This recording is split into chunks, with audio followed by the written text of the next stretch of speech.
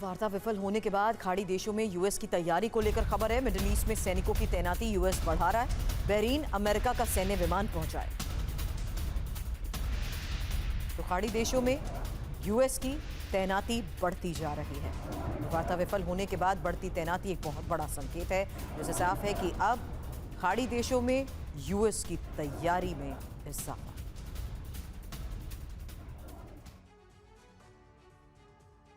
इस्लामाबाद वार्ता शुरू होने से पहले ही उस पर संकट मंडराने लगा था। इस संकट की वजह लेबनान था। ईरान ने अमेरिका पर लेबनान में सीजफायर का दबाव बनाना शुरू किया, लेकिन यहां इजरायली बारूद बरसना बंद नहीं हुआ। अब वार्ता विफल होने के बाद नेतन्याहू के हौसले और बुलंद हो चुके हैं। उन्होंने ऐलान कर दिया कि ईरान के खिलाफ युद्ध बंद नहीं हुआ। तो क्या अब इजरायल अकेले ही ईरान के खिलाफ जंग छेड़ देगा? देखिए ये खास रिपोर्ट। रिपोर्ट्स की माने तो वार्ता के दौरान डोनाल्ड ट्रंप ने नेतन्याहू को फोन किया था। ट्रंप ने नेतन्याहू पर हमले बंद करने के लिए दबाव डाला, लेकिन नेतन्याहू के नहीं मानने पर उन्हें कम से कम बेरूत पर हमले रोकने के लिए कहा। साथ ही कहा कि वो लेबनान सरकार से बातचीत शुरू करें। मेरे नेतृत्व में इजराइल ईरान के खिलाफ जंग लड़ता रहेगा। हम उसके क्रूर शासन और प्रॉक्सी संगठनों के खिलाफ लड़ेंगे। और बड़ी खबर है, जहां लेबनान पर इजरायल के हमले जारी हैं और नबातीह में इजरायल ने एयर स्ट्राइक की है। इस एयर स्ट्राइक के बाद नबातीह में भारी तबाही का दावा किया गया। ये देखिए तस्वीर, जहां कैसे एयर स्ट्राइक के बाद पूरा इलाका धुएं से ढक गया। और एयर स्ट्राइक के बाद मची तबाही की वो तस्वीर, जहां बड़ा हमला नबातीह में इजरायल ने किया। ईरान के राष्ट्रपति पेज़ेश्कियान और पुतिन की बात। एक और बड़ी खबर आपको बता दें, दोनों के बीच मौजूदा स्थिति पर बातचीत को लेकर बड़ी खबर है। मिडिल ईस्ट में शांति जरूरी, ये बात पुतिन ने कही। पुतिन ने मध्यस्थता करने की भी पेशकश की है।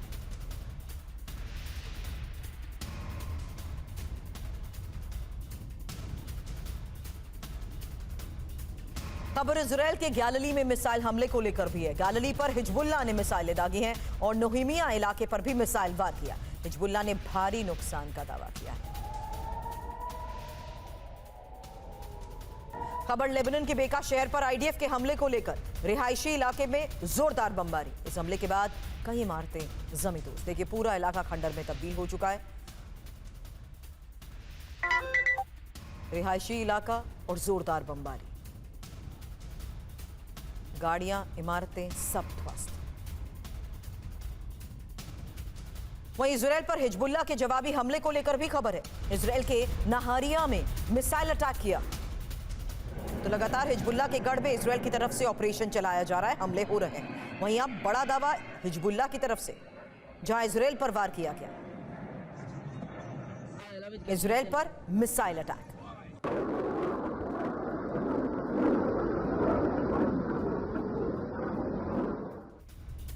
एक और खबर, नॉर्दर्न इजरायल में ड्रोन अटैक की ये कोशिश। हिजबुल्लाह की तरफ से ड्रोन वार।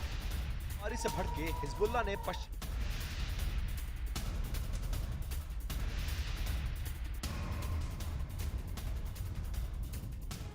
बड़ी खबर आ रही है, जहां जेडी वेंस का यह बयान कि ईरान हमारी शर्त मानने के लिए तैयार नहीं है और ईरान ने हमारी शर्तें नहीं मानी। जेडी वेंस ने कहा, बैड न्यूज ये है कि हम किसी समझौते तक नहीं पहुंच पाए और मेरा मानना है कि यह अमेरिका की तुलना में ईरान के लिए ज्यादा बुरी खबर है।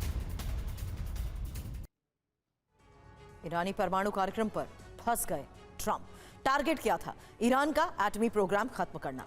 दावा क्या किया? ईरान के न्यूक्लियर ठिकानों पर हमले हुए, ईरान के सभी न्यूक्लियर ठिकानों को नष्ट किया। अब ईरान कभी एटम बम नहीं बना पाएगा, लेकिन हकीकत क्या है? ईरान में 400 किलो से ज्यादा संवर्धित यूरेनियम है। 400 किलो यूरेनियम से 11 एटम बम बनाए जा सकते हैं। ईरानी एटमी खतरा पूरी तरह खत्म नहीं हुआ है।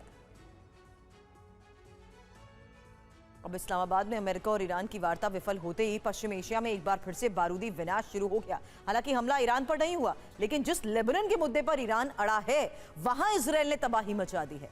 क्या अब लेबनान का फ्रंट जंग विस्तार का कारण बनने जा रहा है? इस रिपोर्ट से समझिए। 24 घंटे तक हमले, 200 ठिकाने राख। और इस अभियान का मकसद है ईरान को लेबनान के मुद्दे पर घुटनों पर लाना।